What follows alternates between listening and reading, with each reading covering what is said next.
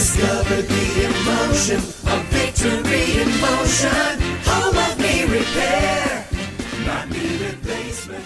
It's a root.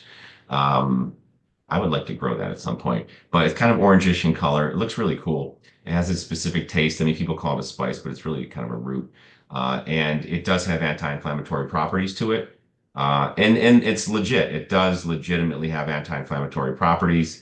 Some people love the taste of it, so you can put it in your smoothie. You can put it in your, Indian food has a lot of that in it. Other types of foods or cultures that use a lot of turmeric.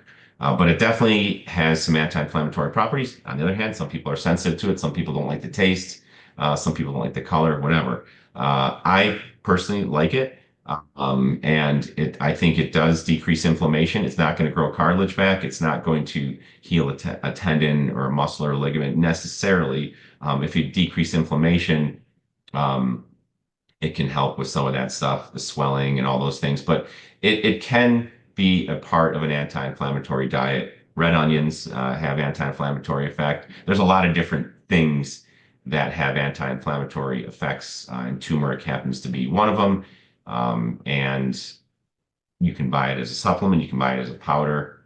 I mean, if you just use it in your cooking and you like the taste of it and you like it in your smoothies, that works as well. So it's not earth-shattering again, but it is anti-inflammatory. And if you tolerate it and like it, always ask your doc, make sure it doesn't interfere with any of the meds you're on or your pharmacist. But in general, it can be helpful.